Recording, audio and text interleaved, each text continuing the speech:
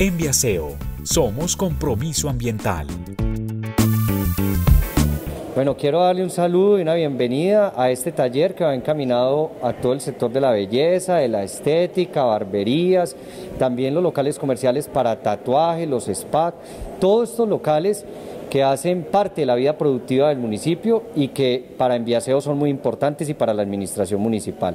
Espero que compartan todo el conocimiento y todo este rato de manera de verdad muy importante para adquirir todo lo que tiene que ver con los protocolos de bioseguridad, pero también con el manejo de la ruta hospitalaria en nuestro municipio. Así que bienvenidos, y acá tienen una administración que quiere trabajar de la mano de ustedes para la reactivación económica, pero con todos los protocolos de seguridad. En Viaseo, somos compromiso ambiental. Mi nombre es Jimmy Collazo Franco, gerente de Enviaseo ESP. Quiero invitarlos al taller Ruta Hospitalaria en el sector o área de la estética 2020.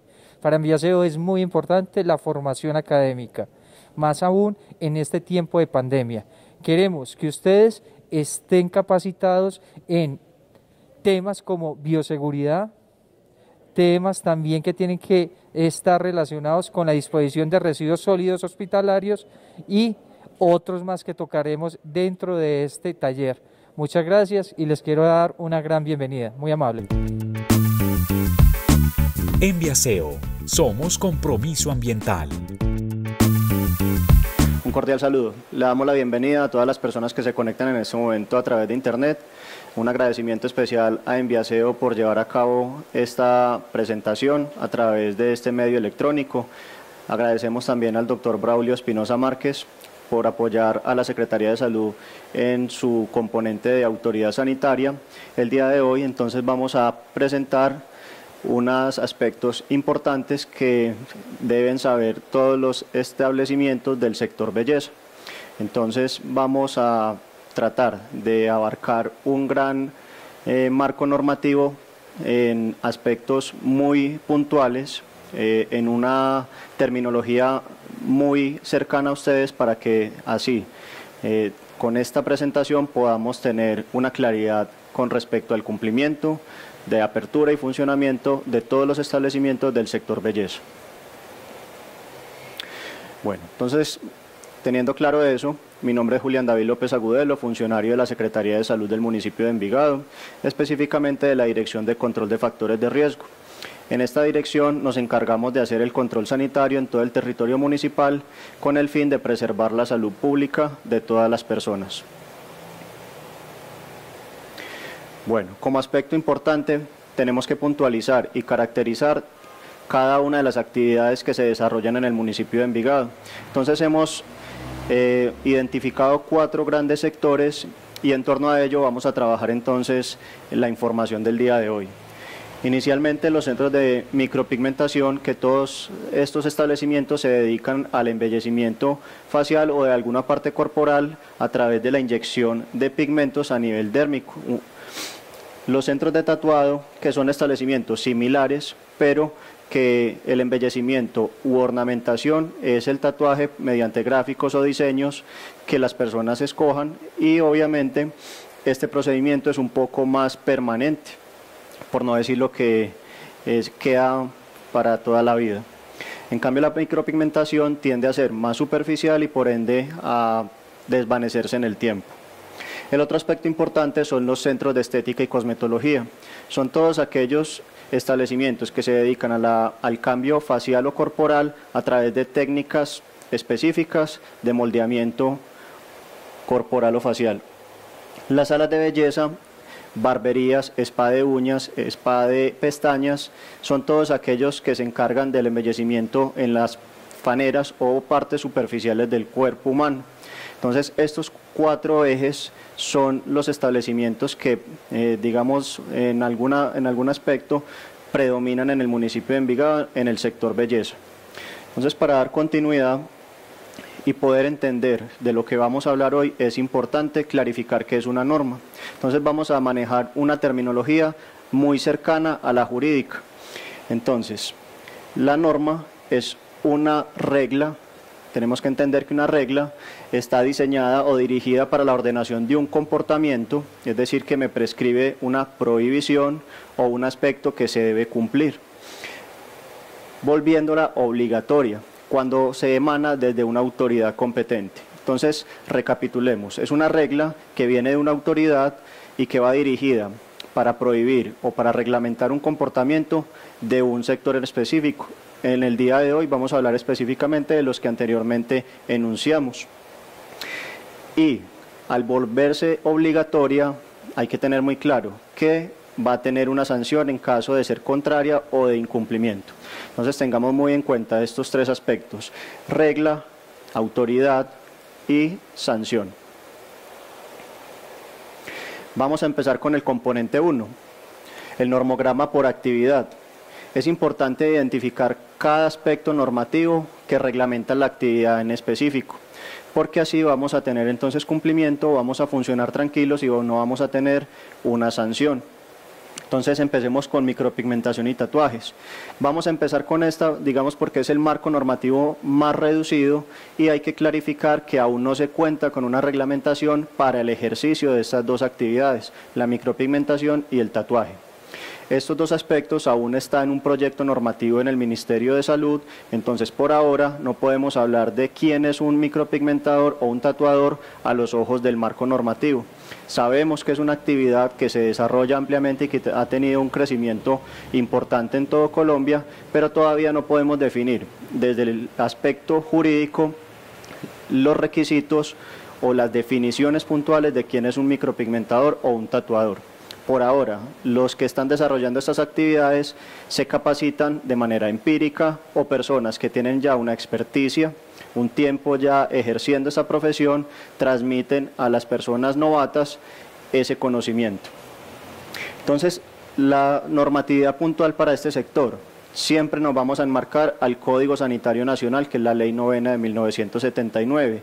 De ahí se desprenden unos aspectos importantes en cuanto a las condiciones de saneamiento básico, las características de infraestructura y de la edificación, y más adelante van a haber unas reglamentaciones particulares en aspectos de manejo de residuos, condiciones de bioseguridad que deben tener en cuenta, como lo es el decreto 351 del 2014, que reglamenta la gestión integral de los residuos generados en el sector salud y otras actividades, y su resolución 1164, que a través de esa resolución 1164 ya se implementa como tal el plan de manejo integral de residuos que se generan en estas actividades, para hacer entonces de manera armónica ese comportamiento bioseguro con el manejo de residuos y obviamente de la mano del Código Sanitario, para que hayan unos aspectos higiénicos locativos muy acercados a la realidad y que se pueda desarrollar esa actividad sin ningún compromiso para la salud pública. En segunda instancia vemos la cosmetología y la estética. La cosmetología y la estética sí tiene un amplio marco normativo, está muy delimitada y lleva ya muchísimos años en Colombia. Entonces, a partir del 2001 se genera una reglamentación del ejercicio de la cosmetología. ¿Qué quiere decir eso? Que a través de la Ley 711 del 2001, la persona que vaya a desarrollar actividades de cosmetología y estética debe ser una profesional en esta área. Entonces, esta ley me trae aspectos importantes como quién es competente para llamarse cosmetólogo, el mínimo de horas que debe tener esa persona para poderse titular en cosmetología y estética, muy importantes las prohibiciones, ese límite hasta dónde es cosmetología y dónde trasciende a otros aspectos profesionales y que no deben ser transgredidos, y unos principios éticos, muy importantes esos principios éticos, porque toda profesión en el desarrollo humano debe tener obviamente un axioma que diga yo cómo me comporto como profesional. Para ejercer esta profesión, aparte de ser cosmetóloga o cosmetólogo, debe ser en un lugar legalmente constituido. Entonces hablamos ya de la resolución 2263. Se expide en el 2004, me establece que estas actividades deben ser en establecimientos, en locales, y me excluye el trabajo domiciliario. porque en el trabajo domiciliario, valga la aclaración, no podemos tener condiciones adecuadas de saneamiento, de manejo de residuos, de condiciones de bioseguridad, y eso impacta negativamente en la salud de las personas. Entonces los servicios domiciliarios o servicios caseros, que los llamamos vulgarmente, me repercuten en una alta incidencia de que haya riesgo sanitario. Entonces, en otro aspecto de la resolución 2263 me va a hablar de infraestructura, qué condiciones debe tener ese establecimiento, me habla de algunas áreas mínimas para su funcionamiento, me habla de protocolos de servicios, de consentimientos informados y unas generalidades que debe cumplirse para el desarrollo de esta actividad de una manera segura. De la mano va la resolución 3924 del 2005, que es la guía de inspección, vigilancia y control. De ahí vamos a rescatar algo muy puntual, que ahí hay un anexo donde me establece un listado de toda la aparatología que está permitida para el ejercicio de la cosmetología, y hay una delimitación donde me dice, ¿es competencia o no es competencia? En pocas palabras, ¿puede usarla? No puede usarla. La que no se puede usar, que realmente es poca la que no pueden usar, es ya de un ámbito de un médico, de un profesional de la salud. Por ende, las cosmetólogas no pueden emplear estos equipos. Pero también esta guía me ayuda a las personas para que entiendan cómo es un modelo de acta de lo que se verifica en el momento de la inspección. Entonces, estas personas van a tener una tranquilidad, que pueden consultar un marco normativo donde se va a detallar cuál es el acta de inspección que se le realiza por parte de nosotros los funcionarios al momento de las visitas de control. Entonces, de manera transversal, como vimos en micropigmentación y tatuaje, allí también se generan residuos, también hay que tener condiciones de bioseguridad.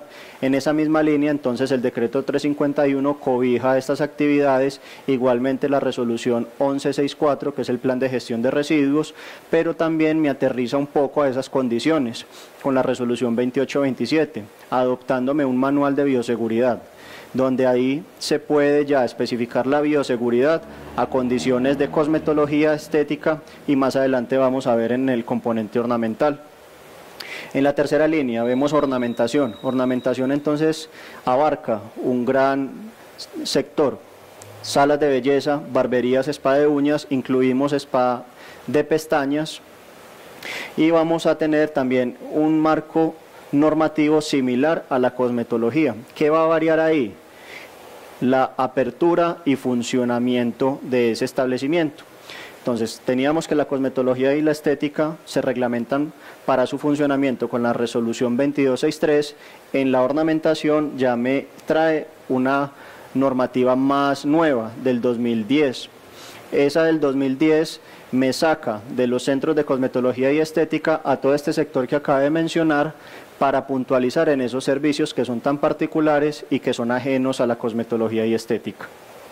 Entonces, en esa resolución 2117 vamos a ver aspectos de infraestructura, condiciones locativas, vamos a tener también unos protocolos de servicios, unas guías de mantenimiento para toda la aparatología o herramientas que se utilizan, componentes de asepsia, de manejo de residuos, y también algo muy importante, que ahí me trae inmerso quién se puede llamar personal que realiza servicios ornamentales.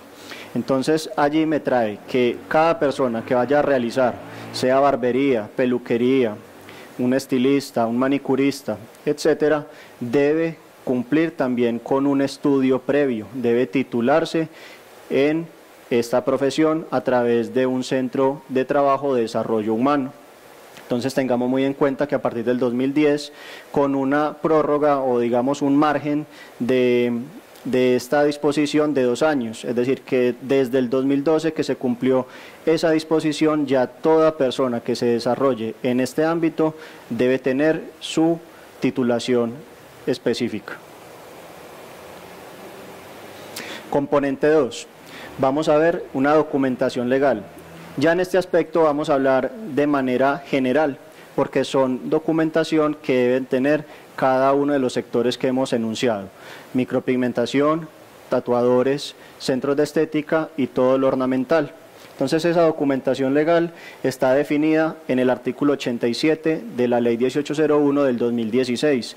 Ese es el Código de Policía Nacional. Allí se puntualiza que toda actividad económica debe cumplir previamente con ciertos requisitos para que pueda llevar a cabo su desarrollo. En primera instancia, yo tengo que tener el concepto de usos del suelo, donde se establezca que en el predio donde yo voy a ubicar mi actividad económica se permita su desarrollo. Eso va muy en consonancia con el plan de ordenamiento territorial. Eso lo reglamenta el Departamento Administrativo de Planeación, pero ese concepto es expedido por una delegación, las curadurías 1 y 2 del municipio.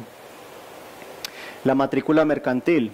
Toda actividad económica debe tener una representación legal, una creación para poderse denominar actividad económica. Entonces las cámaras de comercio hacen este trámite, donde entonces se crea como tal el establecimiento, se define su actividad económica y quién va a ser el responsable de ella. Esta es muy importante y casi nadie la conoce. Cada vez que se dé apertura a cualquier actividad económica, esa persona responsable de la actividad debe anunciar por medio escrito, sea físico o correo electrónico, al comandante de policía que va a abrir una actividad económica, qué tipo de actividad y su ubicación. Es muy importante eso porque allí la autoridad policiva va a hacer control de legalidad de esos establecimientos.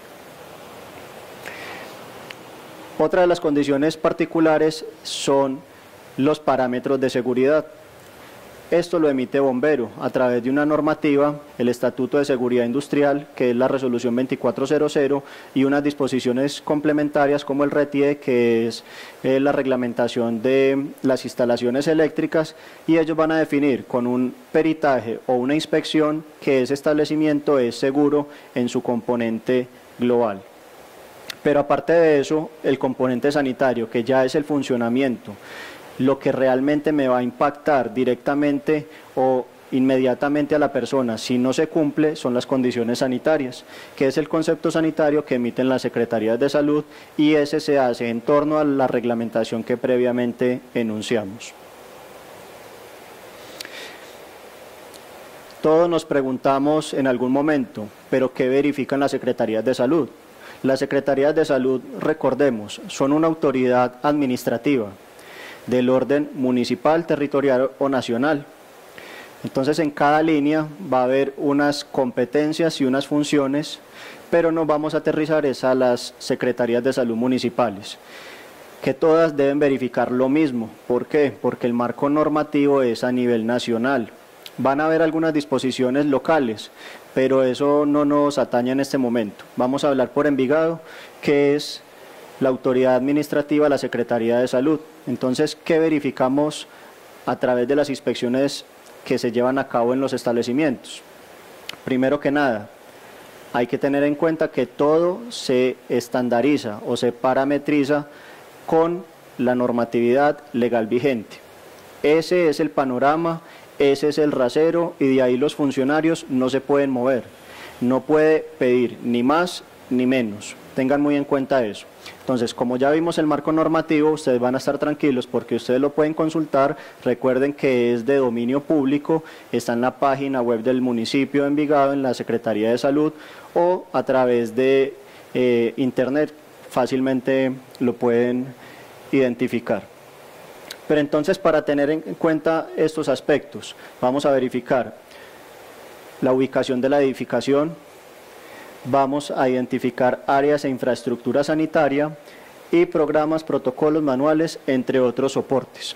Es importante que empecemos a puntualizar: programa de control de plagas, protocolos de asepsia, procedimientos, fichas de seguridad, concentraciones, cómo se emplean esos productos para que se disminuyan los microorganismos en el establecimiento y que no desencadenen una infección o una enfermedad, manual de bioseguridad, inventario de equipos de cosmetología cuando sean establecimientos de cosmetología, inventario y protocolos de servicios prestados, hojas de vida del personal es muy importante para saber la idoneidad de esa persona, certificados de capacitación en bioseguridad, o si tienen establecido un programa de formación, soportes de que se está realizando capacitación continua y consentimientos informados. Muy importante consentimientos informados porque allí yo le digo a esa persona qué le voy a hacer, cuáles son los riesgos, las precauciones que se deben de tener, entonces se va a dar claridad a la persona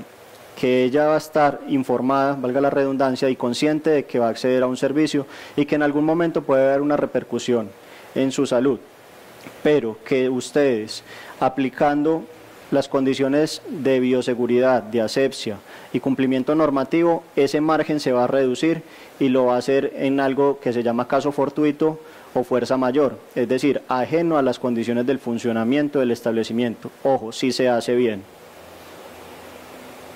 Componente de infraestructura sanitaria.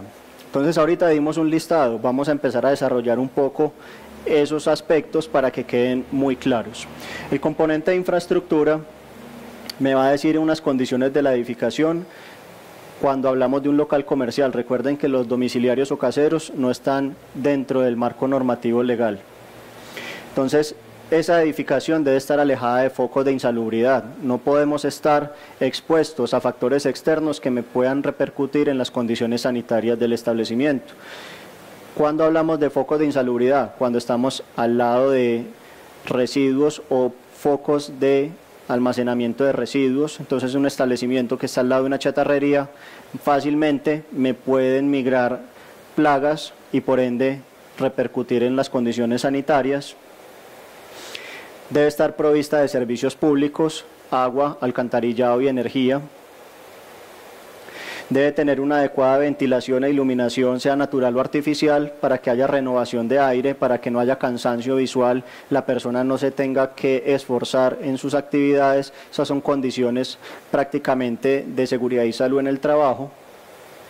Obviamente las paredes, pisos y techos que sean en un material sanitario, terminaciones sanitarias quiere decir que sean lisas, no porosas, no absorbentes y de fácil limpieza y desinfección, preferiblemente en colores claros. Aquí hago un paréntesis para los establecimientos de tatuaje, micropigmentación y ornamentación, se obliga por mandato normativo que sean colores claros, porque allí es donde vamos a visualizar que esas condiciones están adecuadas en torno a la limpieza y la desinfección. El color oscuro en las paredes, pisos y techos enmascara la suciedad, entonces por eso colores claros para poder visualizar si en algún momento requiere un refuerzo en esas condiciones de asepsia. Contar con baños separados por sexo, en cantidad suficiente para las personas que trabajan y que eventualmente van a acceder a los servicios. La norma, la resolución 2400, que es el Estatuto de Seguridad Industrial, que es del año 79, que todavía está vigente, me habla que debe haber una unidad sanitaria completa por cada 15 personas en ese establecimiento. Un cableado eléctrico que cumpla con las disposiciones del RETIE, que es una norma que me establece esas condiciones técnicas de todo el componente eléctrico y obviamente recuerden que eso lo verifica bomberos.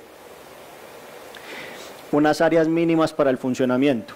Aquí hay que tener muy en cuenta que cada actividad requiere unas áreas mínimas para poder desarrollar sus actividades, que no requieran de otras áreas o que sean en un espacio insuficiente y que eso me repercuta en condiciones de seguridad o riesgo sanitario para las personas.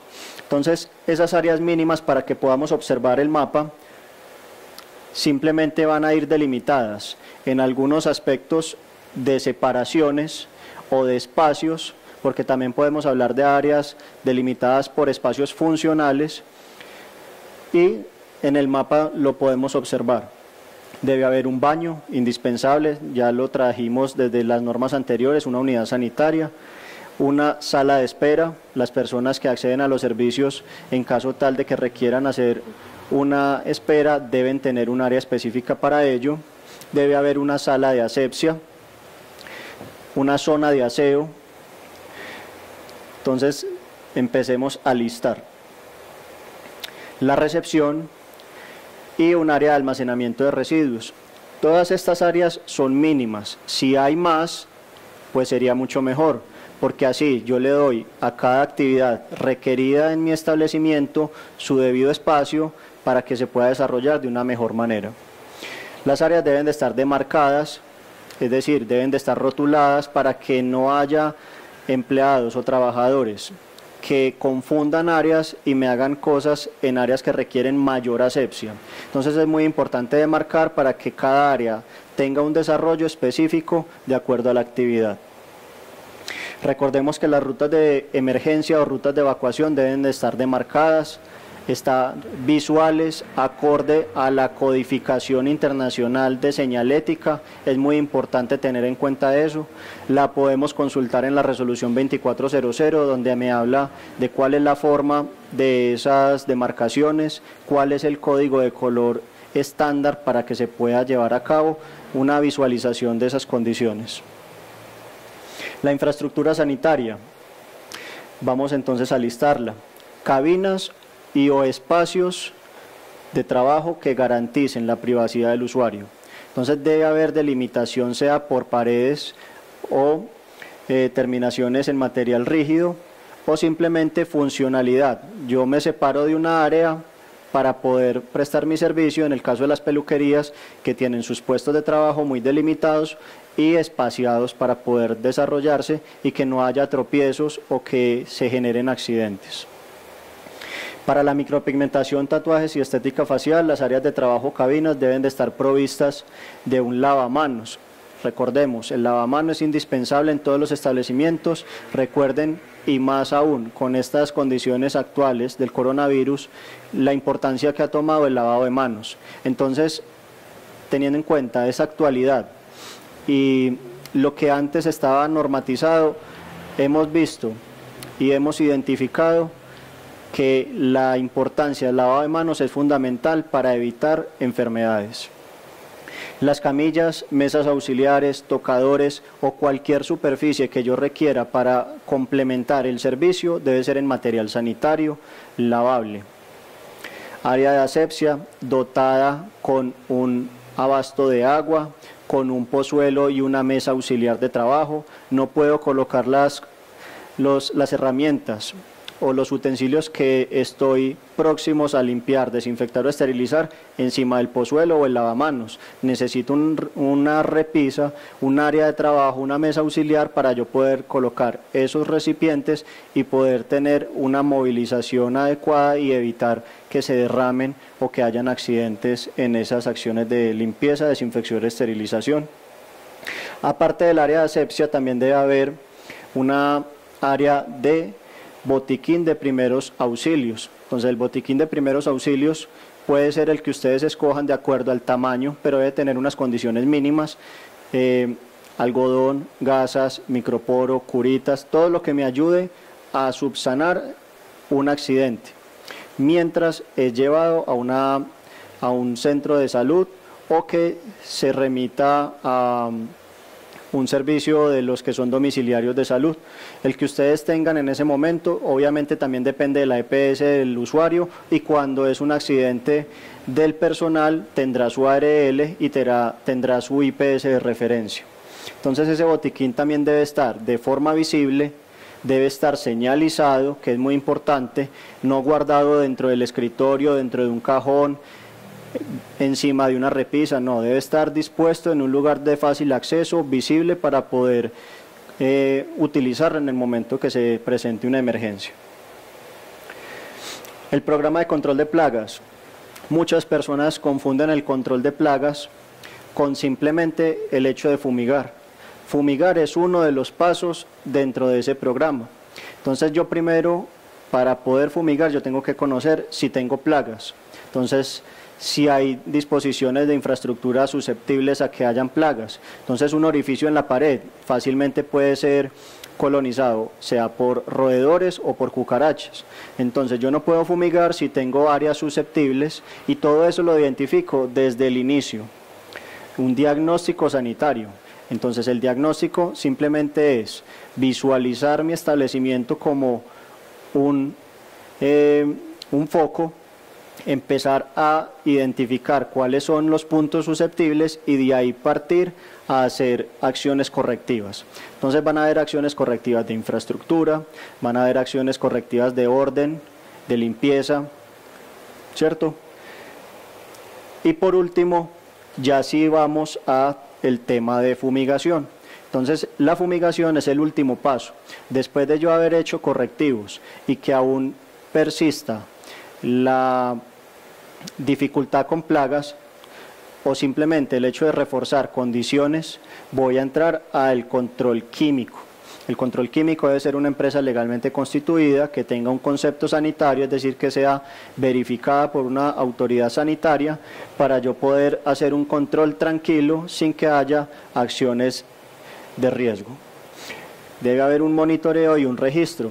Entonces, si yo hice fumigación, si yo hice correctivos de infraestructura, si yo ordené, eliminé residuos, yo tengo que empezar a detallar cada cuánto lo estoy haciendo, qué acciones hice, para poder tener en cuenta cada cuánto debo hacer. A eso se refiere el monitoreo.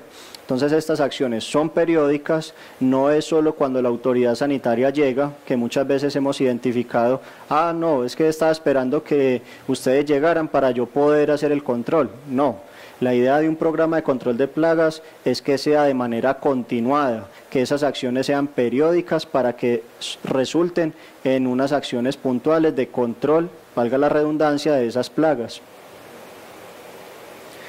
El componente de bioseguridad de pronto es el más amplio, entonces aquí nos vamos a detener un poco más.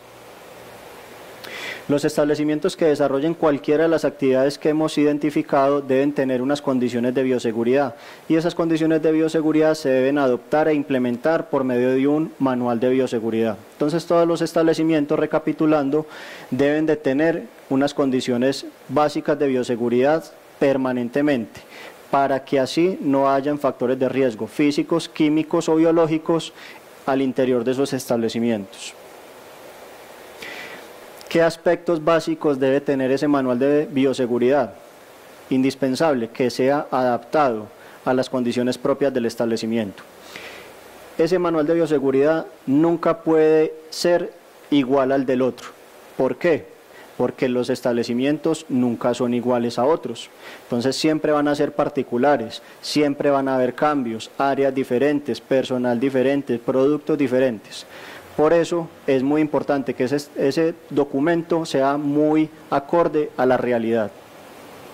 ¿Cuáles son los aspectos básicos? Entonces es un documento que se debe diseñar en torno a esas condiciones de funcionamiento. Su objetivo siempre va a ser definir los lineamientos para mitigar esos factores de riesgo.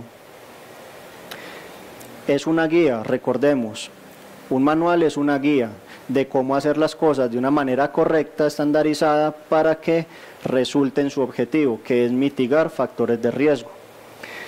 Es importante que este documento no quede guardado, que no quede solo para el administrador, el propietario, cumplir un requisito.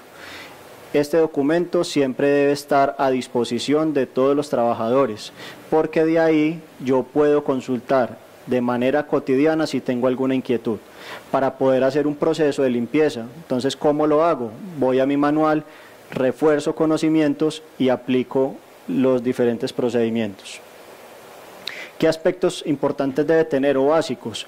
Esto lo sacamos de la resolución 2827 del 2006, la que adopta el manual de bioseguridad. Es una guía, es un parámetro con el cual yo abordo estos ejes temáticos adaptados a esas condiciones laborales. Primero que todo debe tener una introducción, recuerden que es una guía. Yo no puedo simplemente describir pasos si la persona no sabe de qué se está hablando. Unas definiciones. En el manual de bioseguridad van a haber términos que no todas las personas conocen o dominan. Por eso es importante que esos términos tengan sus conceptos muy puntuales en unas palabras que sean entendibles para que se puedan aplicar en las condiciones del establecimiento. Caracterización de servicios prestados. De ahí entonces parte esa adaptación. Los servicios prestados me van a dar esa guía, ese oriente para yo poder detallar las demás acciones. Cuando yo digo tengo una peluquería y hago servicios de manicure, pedicure, tintura, entonces yo ya voy a empezar a abordar conductas básicas de bioseguridad específicas para esos servicios. Si es una peluquería, no va a adoptar las mismas condiciones de bioseguridad que un centro de tatuado. Por eso la importancia de esa adaptación. Debe haber unos elementos de protección personal acorde a esos servicios. No es lo mismo una mascarilla quirúrgica a una mascarilla con filtros para vapores en el componente químico. Es decir, una mascarilla quirúrgica me sirve para yo hacer un corte, me repele las partículas, los pelos, el polvo, pero si yo voy a hacer una tintura, ese tamaño de partícula es mucho más pequeño y por la mascarilla quirúrgica se me va a filtrar y generando las repercusiones de salud. Pero si yo tengo una mascarilla específica con filtros de carbón activado, esos filtros me van a capturar esos vapores y van a evitar que yo me intoxique, que haya una irritación de las vías respiratorias. Entonces, por eso la importancia de los elementos de protección personal, acordes a la actividad que ustedes vayan a desarrollar. Importante también definir las técnicas de asepsia. Las técnicas de asepsia son limpieza, desinfección y esterilización. Es muy importante ese orden, porque primero se limpia, se quita la suciedad, después se desinfecta, se eliminan microorganismos y en caso tal de que los elementos o las herramientas requieran una exhaustiva eliminación de microorganismos, vamos a la esterilización, que es ausencia total de microorganismos. Para abordar entonces el componente de bioseguridad, identificamos unos componentes básicos, vamos a empezar a desarrollarlos, identificando entonces qué es un factor de riesgo. Un factor de riesgo es cualquier elemento, material o condición presente en el establecimiento o en las condiciones laborales que me pueden generar o producir un daño, además de alterar la salud de esa persona. En pocas palabras, cualquier condición, circunstancia que me repercuta de manera fisiológica a la persona se considera un factor de riesgo. Va muy ligado al término de infección. La infección entonces es el proceso que un agente patógeno invade al cuerpo humano o a un organismo, se multiplica pudiendo generar un daño. Entonces la infección desencadena en una enfermedad. La infección es la colonización de un agente externo, un microorganismo patógeno, y que su consecuencia o resultado va a ser la enfermedad. ¿Qué tipos de microorganismos hay? Hay hongos, hay virus, hay bacterias, y entonces el desencadenante de esos microorganismos va a ser la enfermedad, que según la Organización Mundial de la Salud es la alteración o desviación de ese estado fisiológico en una o varias partes del cuerpo que me pueden desencadenar síntomas o signos muy particulares. Entonces la enfermedad es esa variación de la normalidad del estado fisiológico. ¿Qué enfermedades ocupacionales en el sector belleza hay? Hay unas transmisibles, las que se le pueden generar a la comunidad, y hay unas laborales, las que los trabajadores pueden contagiarse en el nivel laboral. Entonces tenemos una enfermedad por hongos a la comunidad, que es onicomicosis. Tenemos una tiña, que es un hongo en la parte del cuero cabelludo que genera alopecia. O tenemos enfermedades parasitarias, aquí tenemos un piojo. En cambio, las actividades laborales es un poco más riesgoso, porque ya hablamos de enfermedades infectocontagiosas, como la hepatitis B, el tétano o el VIH. Bueno, entonces la bioseguridad aborda varios aspectos. Primero, la definición, que es un conjunto de medidas previstas o adoptadas para eliminar o minimizar factores de riesgo físicos, químicos, ergonómicos o el que se presente en mi establecimiento. Y su objetivo siempre va a ser prevenir, reducir, minimizar o simplemente eliminar la transmisión de agentes que puedan generar enfermedades o acciones fisiológicas negativas. Las medidas para disminuir los riesgos se llaman conductas básicas de bioseguridad y tenemos varias. Las conductas básicas de bioseguridad las vamos a listar más adelante. Tenemos en segunda instancia los elementos de protección personal, tenemos las técnicas de asepsia y el manejo adecuado de los residuos. Comenzamos entonces con conductas básicas de bioseguridad. Es un conjunto de medidas previstas destinadas a mantener bajo control esos factores de riesgo laborales. Entonces son condiciones propias de la persona que labora, son conductas, son cambios de comportamiento, son actitudes que toma el trabajador para hacer de manera adecuada todas las acciones en su establecimiento y que no trasciendan a un estado negativo o afectación a la salud de ese mismo trabajador o de las personas que está atendiendo. Hay dos muy importantes, medidas de precaución, que son comportamientos de concientización, lo que decía, actitudes que desarrolla la persona a la hora de laborar.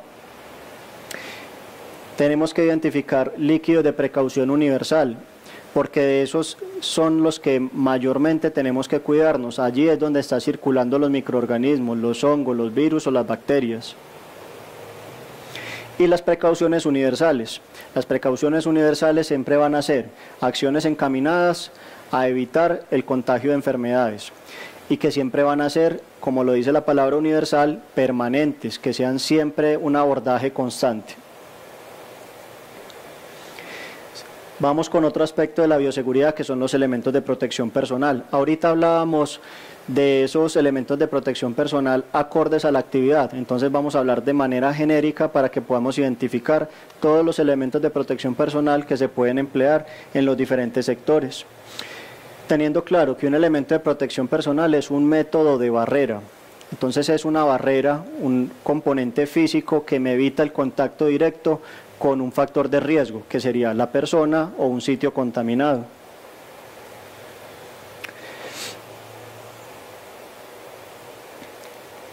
Tenemos entonces aquí en pantalla guantes que pueden ser en diferentes calibres, en diferentes materiales, látex, vinilo,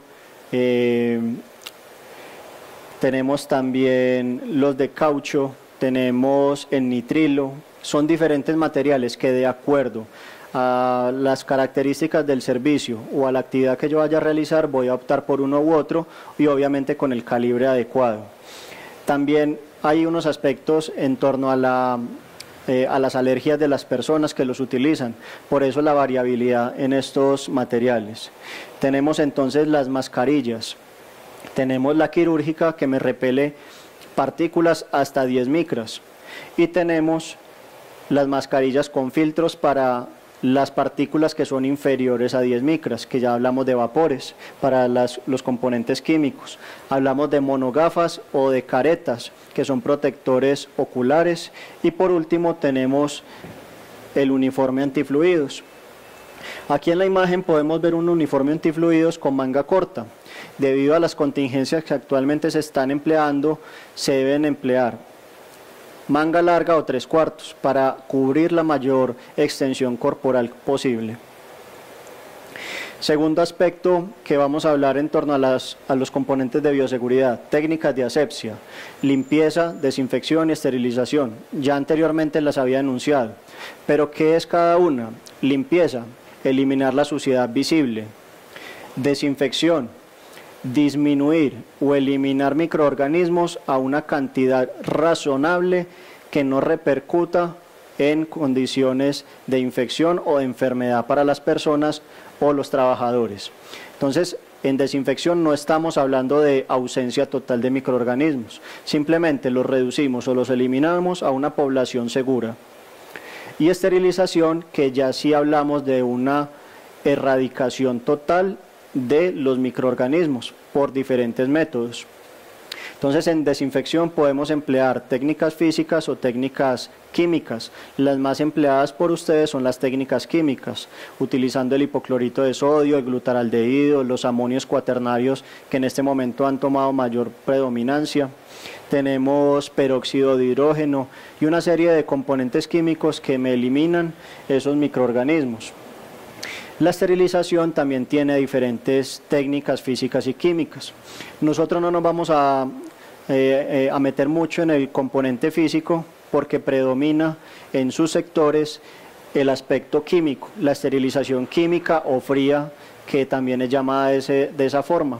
Entonces son agentes químicos, por lo general utilizan glutaraldehído al 2% para poner en inmersión las herramientas y que así se eliminen todos esos microorganismos. Entonces tenemos aquí las definiciones puntuales que ya las fuimos abordando, la limpieza, la desinfección y la esterilización, para que tenga entonces cada una de las personas que accedan a esta presentación tengan esa definición muy puntual. Un esquema o un ejemplo básico de lo que es una limpieza. Primer paso, preparar el detergente en una solución de agua detergente en un recipiente adecuado. Posteriormente se hace una fricción para eliminar la suciedad, se enjuaga y por último se seca. Siempre es importante utilizar elementos de protección personal. Vemos acá a una persona que está utilizando su guante, su uniforme, una malla o red en el cabello para evitar también contaminación del cabello por desprendimiento de partículas, y obviamente su tapabocas para no aspirar o ingerir esas partículas. Tenemos la desinfección. Vamos a hacer una diferenciación entre desinfectantes y antisépticos. Tenemos que un antiséptico es un tipo de desinfectante, pero que es utilizado o aplicado sobre superficies o tejido vivo. Entonces se utiliza sobre la piel. Ejemplo, el alcohol.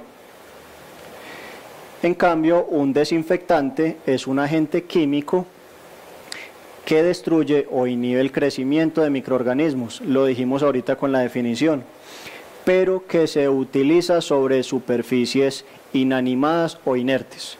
Ejemplo, una mesa, una silla, un utensilio. Antiséptico, la corporalidad de las personas, o el desinfectante sobre las superficies de los elementos o de las áreas que nosotros empleamos en el desarrollo de las actividades. Vemos acá un ejemplo un versus entre alcohol e hipoclorito de sodio, el uno para la piel y el otro para superficies. Muy ligado a la desinfección, tenemos que tener en cuenta que hay una clasificación de acuerdo a su grado de contaminación. Entonces, hay no críticos, semicríticos y críticos. Hablemos en primera instancia de los no críticos. Son los que se introducen directamente en el cuerpo, en los que no se introducen, disculpen, en el cuerpo. Entran en contacto, lo tengo aquí trocado, después lo corregimos. No hablemos entonces de esta presentación, de este aspecto. Niveles de desinfección. Es importante identificar que de acuerdo al grado de contaminación de la superficie y los utensilios, vamos a necesitar un nivel de desinfección particular, porque uno es de menor esfuerzo, mientras otro va a ser de mayor esfuerzo. Entonces los dividimos en tres: baja, intermedia y alta. En la baja se elimina la mayoría de las bacterias y algunos virus, también algunos hongos, pero no las esporas bacterianas. Entonces vamos a la intermedia, que es de un poco más de eliminación. Elimina la mayoría de las bacterias y de los virus, algunos hongos, pero no mata esporas. Y la alta, que me elimina casi todos los microorganismos a excepción de algunas esporas. Entonces vemos que va de menor a mayor, dependiendo también del tiempo de contacto de ese desinfectante con la superficie o con las áreas. Vamos a tener una u otra de estas técnicas de desinfección. ¿Cuáles tipos de desinfectantes y concentraciones debemos emplear? Independientemente de que tengamos este listado, que lo trae la resolución 2827, yo puedo optar por cualquier agente químico desinfectante que me garantice eliminación de microorganismos, siempre y cuando esté demostrado científicamente por sus fichas de seguridad o fichas técnicas que va a garantizar esa destrucción de microorganismos. Deben de tener su registro sanitario, es muy importante para nosotros poder tener esa tranquilidad que el producto que yo estoy empleando me va a eliminar microorganismos. Pero los más comunes nos vamos a concentrar en glutaraldehído, en cloros, que lo conocemos en hipoclorito de sodio, y los amonios cuaternarios, que esos son los que mayormente se están empleando en este momento cuando son de quinta generación. Cada uno tiene una concentración, que la concentración va ligada a la cantidad de ese principio activo en esa mezcla, que me va a eliminar entonces los microorganismos. Si yo utilizo un glutaraldehído inferior al 2%, no me va a eliminar microorganismos. Por eso son unos topes que de ahí hacia adelante es su efectividad. Concentraciones más reducidas no me van a garantizar eliminación de microorganismos. Tenemos que los amonios se emplean entre 0.4 y 1.6% y los cloro o los derivados clorados al 2000 partes por millón. Pero vamos a puntualizar un poco con el hipoclorito de sodio, que es el que mayormente viene a varias concentraciones comercialmente. Cuando identificamos el cloro comprado por nosotros en cualquier establecimiento público, vamos a encontrar que viene a diferentes concentraciones. Tenemos la 3.25, tenemos la 5.25 y la 6, que son las más comunes. Cada una de esas yo tengo que emplear una técnica que se llama dilución, es decir, agregar agua e hipoclorito para yo tener una mezcla a una concentración efectiva. Y dependiendo de ese producto que yo compre, voy a tener que utilizar más o menos cantidad de uno. Por eso en esta tabla se puede observar que a diferentes concentraciones van a variar las cantidades de hipoclorito y de agua. Entonces, dependiendo de si un área es crítica, no crítica o semicrítica, voy a emplear diferentes concentraciones. ¿Cómo llego a esas definiciones o a esas cantidades que observamos en la pantalla? Vemos que hay una fórmula donde me trata todas las variables y poder hacer una dilución de manera técnica. ¿Para qué necesito yo esa puntualización en las medidas? Porque si yo me paso más de agua, no estoy desinfectando, o si me paso más de hipoclorito, estoy hiperclorando. Entonces, todo a los extremos me va a generar variaciones que van a repercutir en el proceso de desinfección. La esterilización, que es el último paso, donde me elimina todos los microorganismos, tengo entonces que puede ser la química, que ya les habíamos hablado. En la imagen podemos ver un esquema de lo más sencillo que es esterilización. Tengo un recipiente, tengo mi producto, que en este caso es glutaraldehído al 2%, lo vierto en el recipiente y simplemente en ese recipiente, en ese fluido, dejo mis herramientas o mis utensilios por un espacio de 6 a 8 horas. En ese transcurso de tiempo va a actuar el líquido con los microorganismos, generando una eliminación total de estos agentes patógenos y por ende ausencia de ellos para poder reutilizar esos utensilios. Componente 5, importante. Aquí vamos a puntualizar también, aquí dejamos ya un poco el concepto de bioseguridad, pero que también está ligado con el componente de residuos, porque si no manejamos adecuadamente los residuos, se me generan factores de riesgo de tipo biológico. Entonces, el plan de gestión integral de residuos es todas esas herramientas, todas las acciones, todos los procesos de almacenamiento, de clasificación, de códigos de color, desactivación y los demás parámetros que vamos a observar para poder garantizar que esos residuos generados en la actividad no me van a generar factores de riesgo biológicos. Entonces, ese plan de gestión, que en la resolución 2827 es el capítulo 7, vamos a identificar cada uno de esos aspectos para que tengamos en cuenta cómo desarrollarlo. Entonces debemos establecer un compromiso del establecimiento en torno al componente de residuos.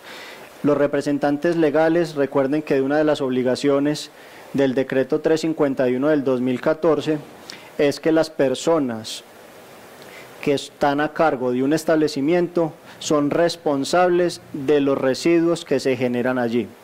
Entonces el compromiso del establecimiento es la intención expresa de esa persona responsable de que va a cumplir a cabalidad las disposiciones que tiene el marco normativo. En segunda instancia tenemos la segregación en la fuente, simple y llanamente clasificación de residuos acorde a características y a códigos de color. Tenemos un diagnóstico ambiental y sanitario que nos refuerza esa caracterización o esa segregación, porque allí podemos establecer entonces cuáles residuos voy a generar y en qué cantidad para llevar a cabo la siguiente etapa, que es comprar o simplemente dotar adecuadamente de recipientes y bolsas que me supla la necesidad de almacenamiento de residuos de una manera segura para que no haya contaminación de las áreas. Desactivación de baja eficiencia es un paso importante que debemos tener. La desactivación es utilizar un agente químico que reduzca la biocarga, es decir, la contaminación de esos residuos para que mientras los almaceno y que posteriormente va a llegar en viaseo a recolectarlos, estén de manera segura, que no afecte tanto la salud o me genere contaminación ambiental. Movimiento interno de residuos. Después de clasificar, almacenar, desactivar, yo tengo que mover esos residuos de diferentes puntos, de los sitios de generación al sitio de almacenamiento temporal. Entonces a eso se le denomina movimiento interno de residuos. Son rutas establecidas con el menor trayecto y pasando por el mínimo de áreas para no contaminar el establecimiento con estos residuos. Y por último, el destino final. Cuando Enviaseo les recolecta a ustedes los residuos, ellos llevan esos residuos a un gestor externo. De allí pasan a un tratamiento y a disposición final, que es incineración, puede ser también desactivación de alta eficiencia por medio de autoclave y que posteriormente van a ser llevados a un relleno sanitario y ahí ya podemos hablar de un destino final. Entonces la segregación, como ahorita estábamos mencionando que tenemos varias etapas, vamos a empezar con esta clasificación, que es el marco normativo del decreto 351 y la resolución 1164. Es simplemente establecer qué residuos no son peligrosos y cuáles peligrosos, para yo poder establecer características de recipientes, códigos de color. Aquí tenemos entonces con el código de color, tenemos los no peligrosos, que son reciclables, ordinarios, inertes y biodegradables, que para ustedes se les pide solo 3 colores básicos: rojo, verde y gris. Entonces, reciclaje en gris, que va a ser papel, cartón, plástico, vidrio, y lo que es biodegradable, inertes y ordinarios van a ir en verde. Por el contrario, el residuo peligroso siempre debe ir en color rojo. El color rojo me va a denotar peligro. Tenemos 3 tipos de residuos peligrosos que ustedes pueden generar. Tenemos químicos infecciosos o radioactivos, haciendo la salvedad que radioactivos ustedes no generan.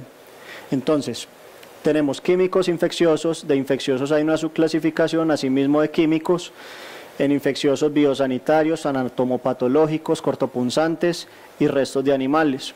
¿Qué generan ustedes de ahí? Biosanitarios y cortopunzantes. En cambio de químicos se reduce drásticamente la generación.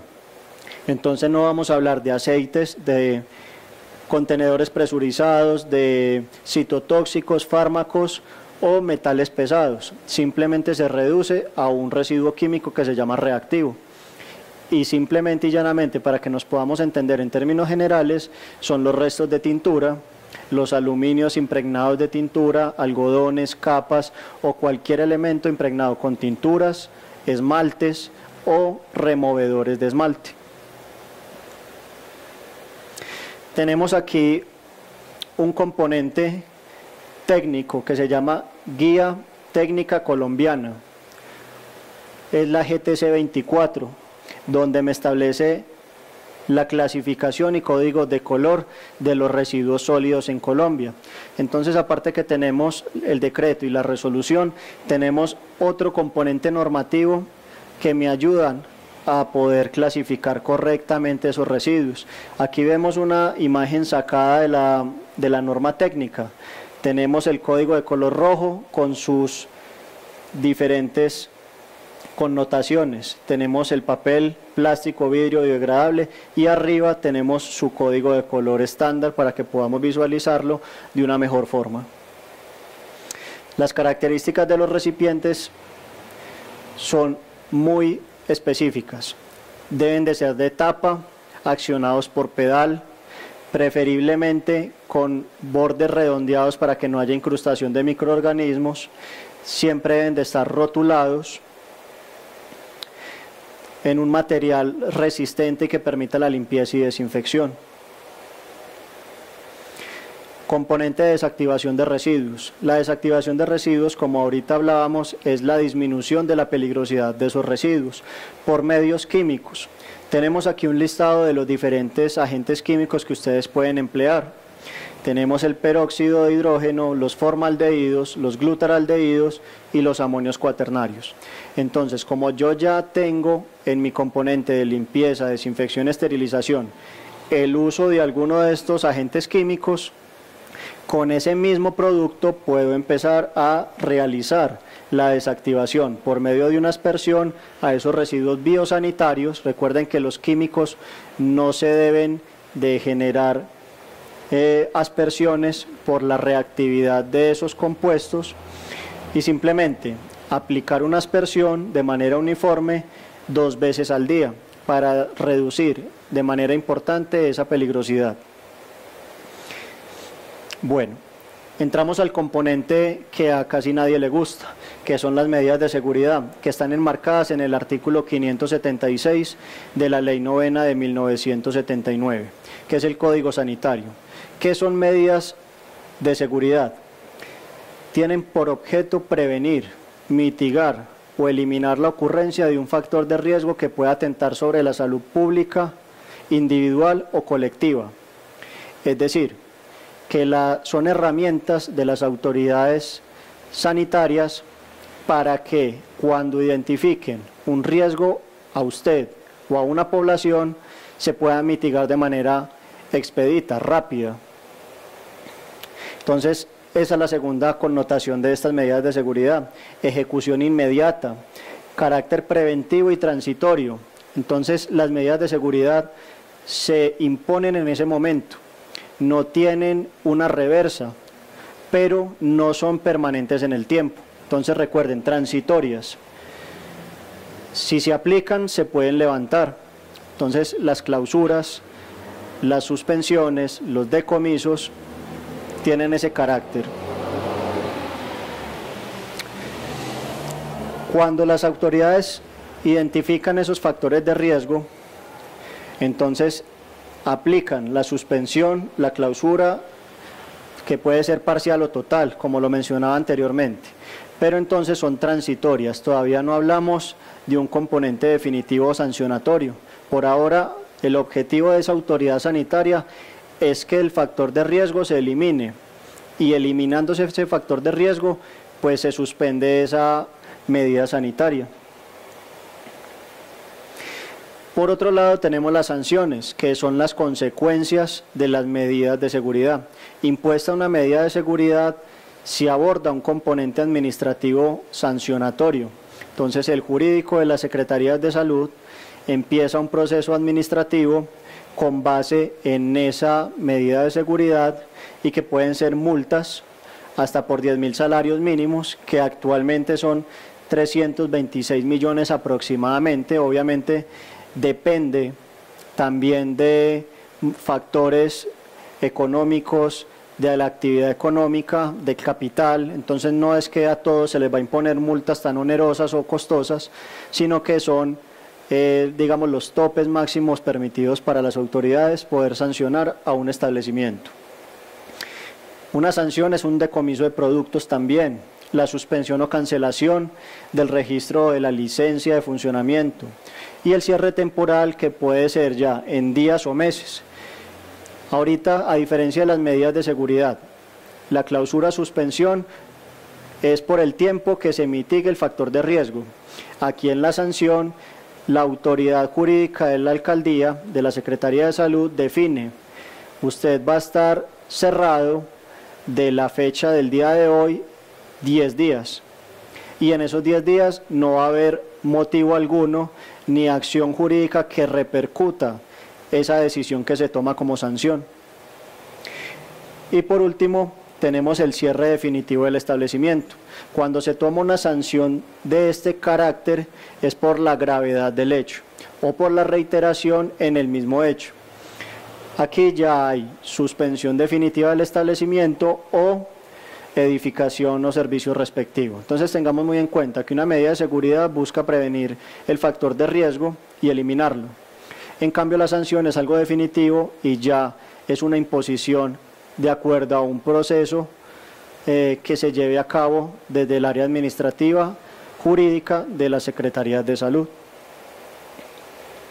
Les agradecemos mucho por el tiempo de permanencia. Las memorias quedan colgadas en la página de Enviaseo. También pueden comunicarse con el 403-2000 para que puedan pedir estas memorias a través de un correo electrónico.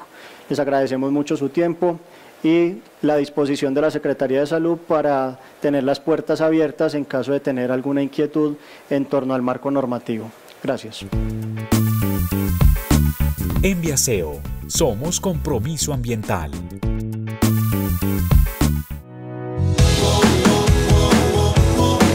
Es que amamos Envigado limpio. Comprométete con Envigado y juntos lo vamos a lograr. Niños, jóvenes y adultos, hagamos de Envigado la mejor ciudad. Enviaseo, somos compromiso ambiental.